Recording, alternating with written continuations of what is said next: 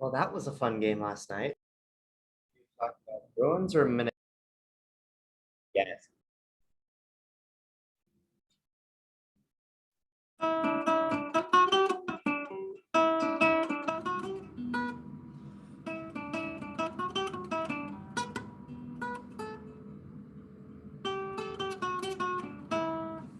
Bruins win 4-2 the against the Winnipeg Jets. It's last night. Welcome back to Into the Den, everybody. I'm your host Jay Freeman, and last night was a very fun night for the Bruins. Also a fun night for the UMass Minutemen in taking down the UMass Lowell Riverhawks. Next, let's go Minutemen and win Hockey East again, please. It'll be fun, but the Bruins are. But this isn't about the Minutemen. This is about the Bruins. And Bruins come into this game off of a kind of mediocre loss against the Minnesota Wild. And they come into this game against a very, very struggling Jets team. And this team has shown that not all that they have no decent second goaltender other than Connor Hellebuck. And so they're having to play Connor Hellebuck like 51 freaking times this season. And it's resulted in him, obviously, being very overworked. He has a freaking 3.69 in goals against average and 882 going into this game. And that's just in March alone. But in terms of the last seven, but also what was weird is that the last seven meetings between the Bruins and the Jets have all been decided by one goal games. The Bruins are 4-1-2 in them, but yeah, they've all been decided by one goal games. So let's get right into it. And well, to start off, you ever see people want to players in the shootout obviously not trying? That was Nikolai Ehlers in the first period. Dude just completely busts through the defense, but gets tripped up enough by Mike Riley, and I think it was also Charlie McAvoy. It was either McAvoy or Clifton, I forget, or somebody. I don't freaking remember.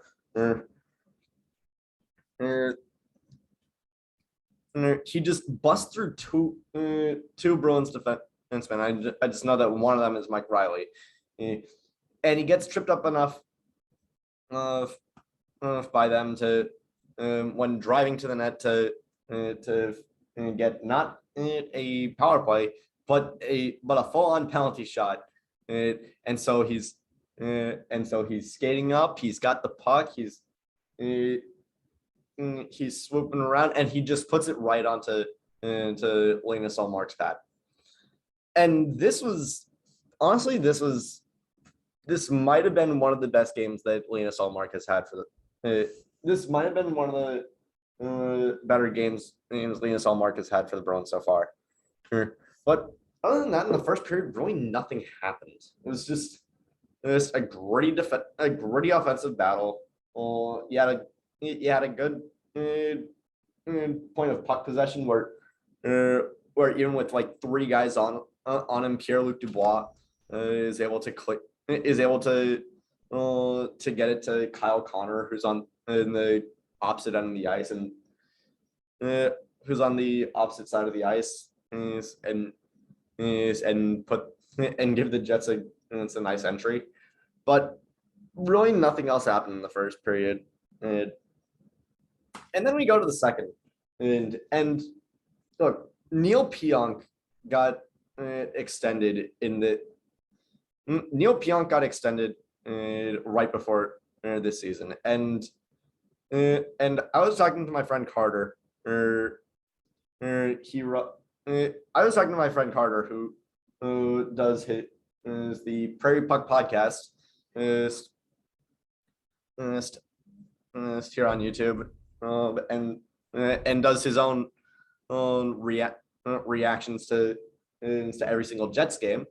I was talking to Carter before the season, and about a week after the free agency craze and he was talking about how the Jets re-signed Neil Pionk and how like he would make Connor McDavid his bitch, and then the dude just flops on a 2-on-1 between DeBrusk and Marchand, and just boom. That was his response, not to take one guy so that and trust Hellebuyck to take the other, just flop on the ground between the two, and so and it wasn't even good enough to stop them from passing to each other. DeBrusk, what is it? Martian. At one point, the puck gets so out of control that DeBrusk has to flatten it on the ice when it's like when it comes like a foot off of it, and at that point he looks like he's going down to take a shot, but he just passes it over to Marchand, and it catches Connor Hellebuyck way over committing, and Marchand just taps it in and put the Bruins up 1-0. And then like this might have been I know that Connor Hellebuyck, he's a Vezina goaltender, but he's also having a really bad season and so far. And I don't want to say anything about how I want to say anything about this being one of his worst games, because it probably isn't. I haven't watched the Jets enough, but Connor, come on, you're a freaking Vezina winner. Stop overcommitting to every single puck. Look, the Jets completely broke down in the neutral zone. Oh damn, where have I heard that before? Couldn't it be from my own freaking team? And Charlie Coyle was able to what is it? The Jets eventually come back on defense pretty well, and forces Coyle to like trickle it through their legs to Trent Frederick. And Hellebuyck again, he's pretty much outside the crease. He's trying to stop this thing, and Frederick's just like whoop, just takes it right around him. If Connor Hellebuyck stays in the crease on that one, the Jets, the Bruins don't score there. Here. But but I don't want to just talk about the Jets goalie. I want to talk about the Bruins goalie as well. Oh, Linus Ullmark this game made some really good saves. There was one point on the power play when Andrew Kopp passes across the ice to Blake Wheeler, and it's one of those ones where it was like he's on the far post and he's gonna tap it in, and it's like how good's your freaking reaction time? Can you get from one post to the other really quickly? And he is. And then there's another one with Blake Wheeler. The Jets forecheck the Jets forecheck up to Blake Wheeler, and he's got a 1-0 breakaway, and Ullmark makes a really clutch save. Really good on Ullmark this game, and the Bruins had like 22 shots on goal this period. And I think Jack Edwards said like their season high was 23 in the third period. Their season high for shots in a period is 23 in the third period against Toronto. Well, but we go to the third period and the game kind of shifts. It's Hall, DeBrusk, Nosek, all of them are just standing there with a thumbs up their asses. And is like all three of them are just congregated around the center around the center of the Boston zone, um, with like no sense of urgency. And Evgeny Svechnikov just is just like no effort. Dude just tap. Dude just skates right past them and shoots and yeah, that at some to some degree that is Omar's fault. But at the same time, you have three forwards just doing nothing. One of them is even one of our better penalty killers. No sec. What the hell are you doing? And then the Bruins and then the Bruins have another hiccup where they do the worst thing that they and where they do the thing that they always do, and they turn it over in shallow Jets territory, and the defense is playing up way too high, and Nikolai Ehlers looking for revenge. Him and Kyle Connor just tap into each other. He taps it to Kyle Connor, is on the boards, and Connor forechecks it up to him, and that's pretty much all she wrote. Puts it right through Allmark's 5-hole, and it's a 2-2 game in less than 4 minutes. And yeah, Bruins defense is just so weird to look through. Oh, they'll just stand patsy and do fuck all at one moment, and then in the next moment it's like, when did Brandon Carlo and Mike Riley turn into second and third goalies? Is just this team is so confusing, and I want consistency. Sure, this style of this makes it more exciting, but it's also just like my heart can't freaking take this. But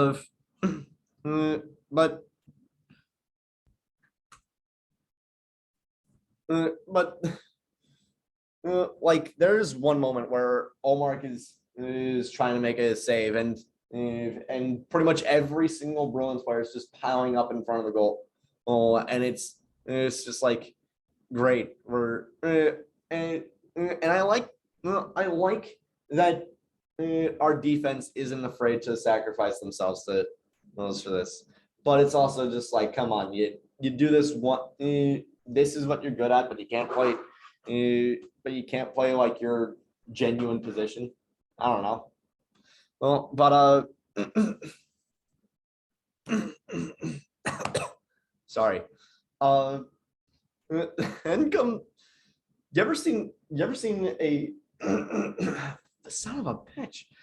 You ever see someone you ever see someone cosplay?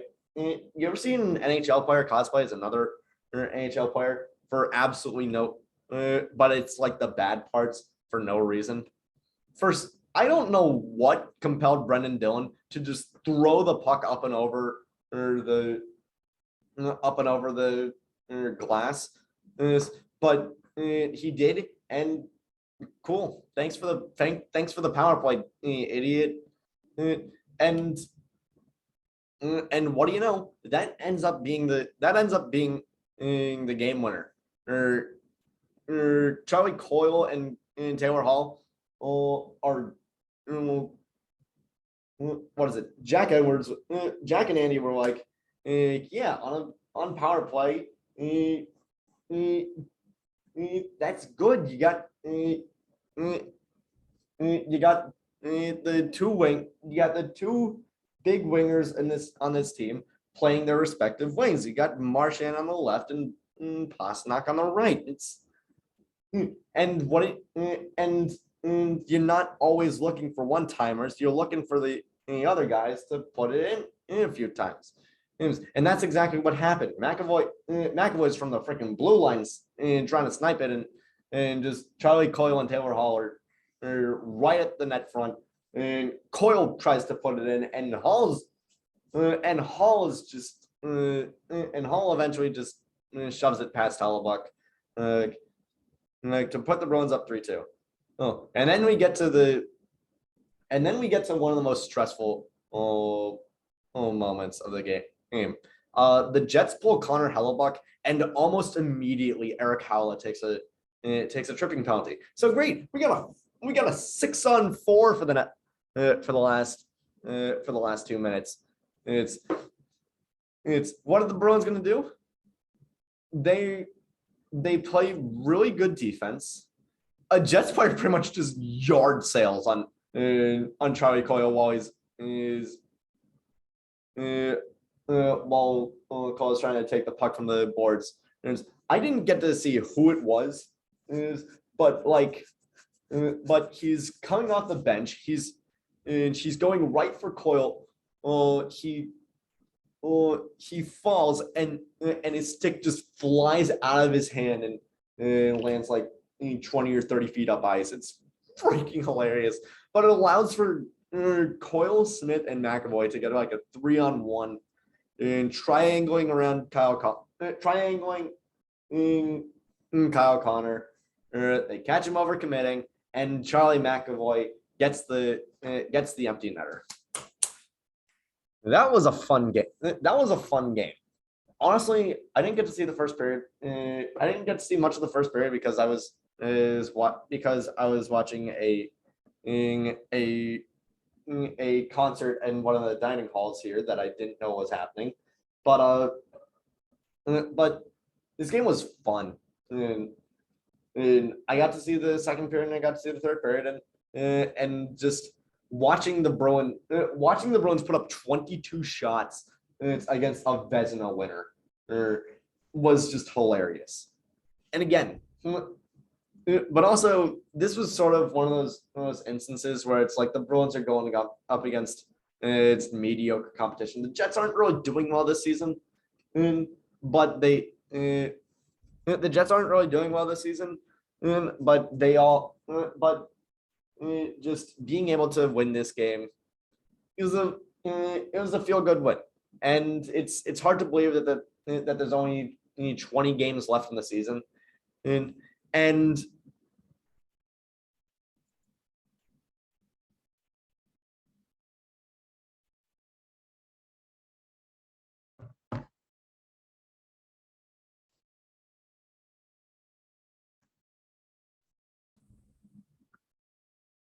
sorry about that. Zoom decided to be a complete freaking idiot. Yeah, I'm recording through Zoom. I'm bad. I don't have actual like a camera or recording software or anything. But where was I? The Jets, they're not doing well. And the Bruins kind of needed a statement win. This wasn't exactly a statement win, but this was just like after the hiccup against Minnesota. Thankfully, I don't have the hiccups anymore. After the hiccup against Minnesota, they needed a win to right the ship. But it's hard to believe that there's only 20 games left in the season, and like 15 of which are against the Eastern Conference. So it's going to be so a good chunk of the Bruins' remaining games are going to be like they're going to be really conducive to, or like what is it? They're going to be like really impactful on the on how the standings shake out, including one on the 10 days from now. I am recording this on March 19th, the morning after the game, because I was freaking tired last night. But March 29th against the Toronto Maple Leafs, I am going to that game, and you're gonna see my friend Tanner on here again. It's gonna be fun, and go Bruins. But that is it for today's episode. thank you all so much for watching. Click like if you like, click subscribe if you really like. Down below is my TikTok and also the GoFundMe page for Jake Tebow's recovery to help a kid who was left severely injured after a freak hockey accident. And tell your friends that it's finally looking nice out. I don't want to say anything. I really don't want to say anything. But I think we can kiss the snow goodbye.